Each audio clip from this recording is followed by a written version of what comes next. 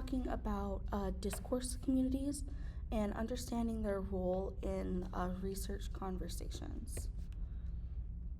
So, what are discourse communities? Discourse communities are groups that share a common set of goals and communication methods. Participants engage in discussions, share knowledge, and build understanding within specific fields or interests, creating a unique environment for collaboration. Key characteristics of discourse communities include shared goals, specialized language, and common knowledge bases. These elements promote effective communication and strengthen relationships among members, facilitating a coherent dialogue around specific topics. So, research is a conversation. So, it's not a solitary pursuit, but a collaborative dialogue among scholars across disciplines. Each participant brings a unique perspective, prompting critical thoughts and fostering new ideas that evolve over time, much like a nuanced discussion in a vibrant community. So, I want you to think of your paper as a dinner party. What is your theme or your topic of your dinner party? Who are you inviting? That would be the discourse communities. What do these invitees bring to the table in terms of discussion? So this would be your sources. Who agrees with your position, which would be evidence, and who disagrees with your position, a counterargument. Are there parts of the conversation you can add new information to, gaps in research? So you obviously don't know everything and can't solve all the world's problems in one paper. So what is it that another researcher can do to explore your topic more, which would be the limitations and future research? So, for example, if I were to be writing a research paper on, let's say my theme is nostalgia, loneliness, and video games. And I want the specific theme to be how replaying nostalgic games can help stop loneliness.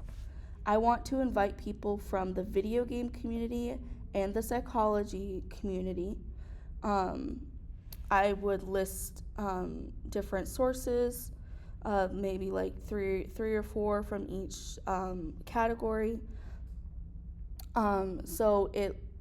After looking and doing research, I find that not a lot of my guests realize that replaying games is a technique to help people feel less lonely. I know this because I know that when you play a game associated with another person, a partner, family member, friend, etc., you feel a sense of nostalgia that brings you back to that time, with the game serving as a fond reconnection to those people, thus making you feel less lonely while playing. Unfortunately, my guests nor I have concrete answer as to whether or not this will truly work. I want to tell my guests and any friends of my guests to feel free to test this idea at their own parties and see what they come up with, as I am limited in my research ability and want this discussion to continue. If this doesn't make sense, reach out to me and I'll be more than happy to talk about it more in depth with you. But the overall analogy is that you are hosting a party and you are throwing a theme. It's a themed party, whatever theme you want it to be. Your guests are your sources. Those are the people that you're inviting. They have knowledge on this theme. They want to discuss it with you. And understanding that you're not going to have all the answers in one paper, and that is okay. That is the whole point of research, is to continually move the pieces forward and contributing to a larger discourse. So you are part of a larger conversation. So identifying participants. So this is engaging with the discourse community.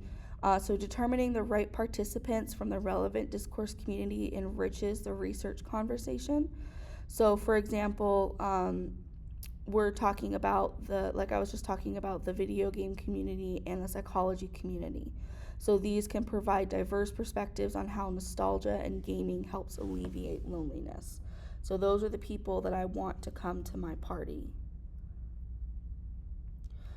Each chosen participant, each person that I invite offers unique insight and sources that shape the research narrative. So, for instance, members of the video game community might share personal experiences, while psychologists can bring empirical research, fostering a richer dialogue.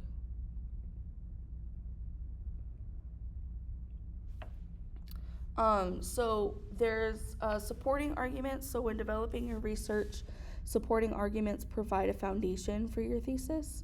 So, for example, in examining nostalgia in video games, evidence from psychological studies can illustrate a correlation between gaming and reduced loneliness, thus reinforcing the paper's position. Counter arguments and opposing views are also important.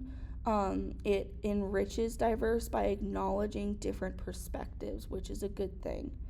In the discussed topics, some may argue that replaying nostalgic video games can exacerbate loneliness instead of alleviating it. Acknowledging this helps clarify its context within the broader discussion. So again, just because somebody doesn't agree with you, that doesn't mean that you have a bad topic or that you or them are right or wrong. But having these counter arguments and opposing views help us find answers to questions quicker than we would have if we're just trying to consistently prove something to be quote unquote right. So, future directions in discourse community research. So, we'll talk about gaps in research in a next lecture. So, current discourse community research often overlooks specific interactions between communities, particularly within digital environments. Understanding how these interactions facilitate knowledge sharing can bridge existing gaps and strengthen research outcomes. So many studies rely heavily on traditional discourse community frameworks without adopting to emerging social dynamics. This limitation constrains the applicability and relevance of findings in rapidly evolving digital spaces.